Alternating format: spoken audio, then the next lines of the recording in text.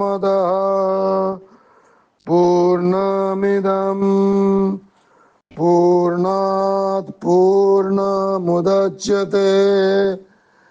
पूर्णस्य पूर्णमादाय पूर्णमेवावशिष्यते।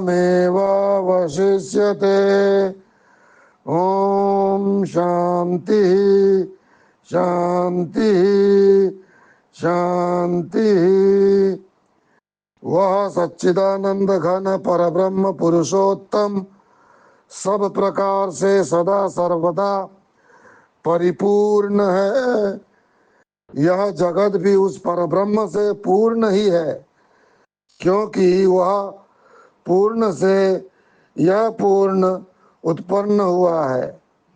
इस प्रकार परब्रह्म की पूर्णता से जगत पूर्ण होने पर भी परब्रह्म परिपूर्ण है। उस पूर्ण में से पूर्ण को निकाल लेने पर भी वह पूर्ण ही बचा रहता है, अर्थात यह सब एक ब्रह्म ही है। सामवेदीय महोपनिषद द्वितीय अध्याय। सुखदेव जी को जनक द्वारा आत्मोपदेश। एक बार सुखदेव जी अपने पिता श्री कृष्ण द्वैपायन के पास गए और प्रश्न किया कि मुनीश्वर, यह जगत प्रपंच कैसे उत्पन्न हुआ, किस प्रकार विलीन होता है, यह क्या है, किसका है एवं कब हुआ, कृपा करके मुझे बतलाइए। तब व्यास जी ने सुखदेव को यथावत सारी बातें बतला दी, किंतु उन बातों के जानने पर सुखदेव जी को संतोष नहीं हुआ, क्योंकि यह उत्तर वह पूर्व से ही जानते थे। शास्त्र भी वही कहता है। जब सुखदेव ने पिता की बातों का श्रद्धा से आदर नहीं किया, तब व्यास जी ने कहा, पुत्र, मैं भी पूर्णतः इस तत्व को नहीं जानता हूँ। तू मिथिला नगर के राजा जनक के पास जा, वे तुझे इसका उपदेश कर सकेंगे। सुखदेव पिता की आज्ञा अनुसार राजा जनक के राजमहल के द्वार पर पहुंचा और द्वारपाल के द्वारा राजा जनक के पास मिलने की अनुमति मांगी। तब द्वारपाल संदेश लेकर राजा जनक के पास गए। वह कहा कि महर्षि व्यास के पुत्र सुखदेव मुनि द्वार पर उपस्थित आपसे मिलना चाहते हैं। राजा जनक सुखदेव की श्रद्धा, जिज्ञासा एवं तितिक्षा की परीक्षा लेने के लिए आज्ञा पूर्वक केवल इतना ही कहा, उनसे कह दो वे वहीं ठहरे। इसके बाद राजा 7 दिन चुप रहे। फिर सेवक से कहकर उन्हें राजमहल के प्रांगण में बुलवाया। फिर भी राजा उनके सम्मुख नहीं गए। वह 7 दिन इसी प्रकार व्यतीत हो गए। तब राजा ने उन्हें अंतःपुर में बुलवाया। वहां भी 7 दिन व्यतीत हो गए। अंतःपुर में रानियां सुंदर एवं युवतियों ने नाना प्रकार के भोजन तथा भोग्य पदार्थों के द्वारा सुखदेव जी का आदर सत्कार किया, किंतु सुखदेव का मन किसी प्रकार विचलित न हुआ। जब राजा जनक ने सुखदेव जी के स्वभाव की इस प्रकार परीक्षा ली, तब उन्हें अपने पास बुलाया। वह आने का कारण पूछा और राजा ने उन्हें प्रसन्न चित्त देख प्रणाम किया। उनका स्वागत करते हुए राजा ने उनसे कहा कि आपने अपने सांसारिक कृत्यों को निश्चेष कर दिया है, इसलिए आपको सब मनोरथ प्राप्त है। ऐसी स्थिति में अब आपकी क्या अभिलाषा है? गुरुवर, मुझे शीघ्र ही ठीक ठीक बतलाइए कि यह जागतिक प्रपंच कैसे उत्पन्न हुआ है और किस प्रकार विलीन होता है। सुखदेव जी ने पूछा।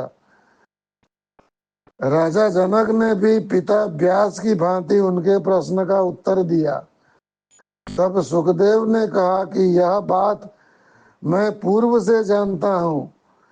पिताजी ने भी यही कहा, आपने भी यही कहा, तथा शास्त्र भी यही कहते हैं कि मन के विकल्प से प्रपंच उत्पन्न होता है तथा मन के विकल्प नाश से ही उस प्रपंच का नाश हो जाता है। निंदनीय संसार निस्सार है, यह निश्चित है। तब हे महाभाग, यह है क्या वस्तु? मुझे सत्य बात ठीक से बतलाइए। जगत के विषय में भ्रांत हुआ मेरा चित्त केवल आपके द्वारा ही शांति को प्राप्त कर सकता है। राजा जनक ने कहा, सुखदेव तुम सुनो, मैं तुम्हें अब वह ज्ञान कहता हूँ जो सबसे गोपनीय है एवं जानने पर शीघ्र ही मोक्ष देने वाला है।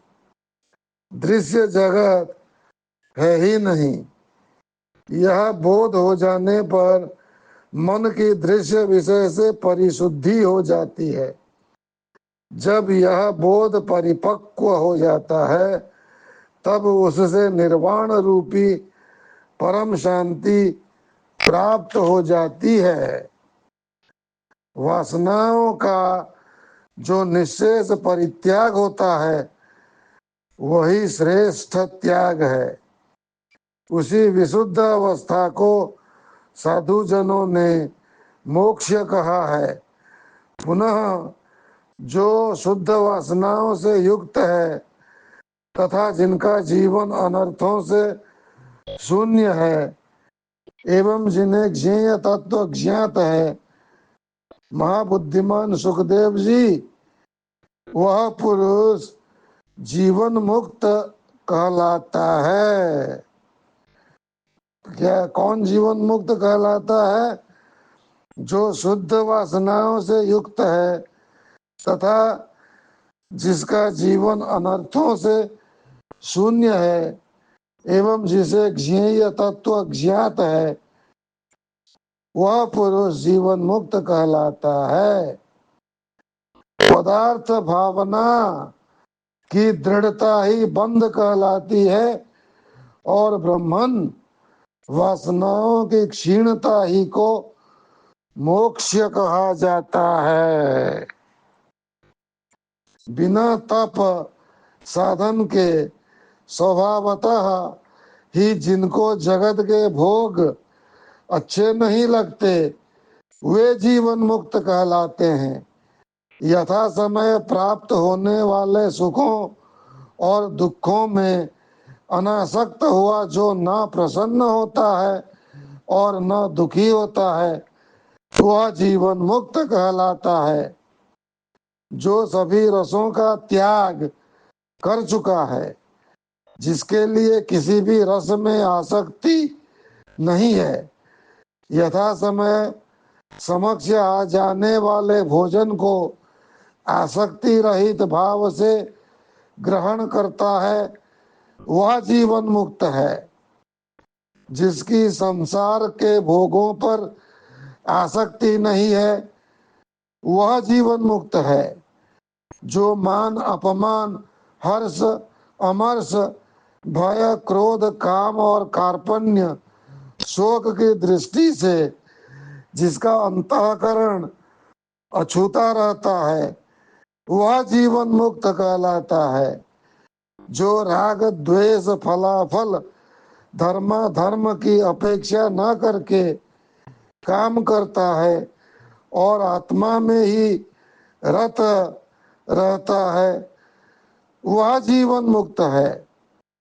जो आत्मा में ही पूर्णता का अनुभव करता है वह जीवन मुक्त है। अब इस प्रवचन को यहीं समाप्त करते हैं। आगे यही प्रवचन महोपनिषद से जारी रहेगा।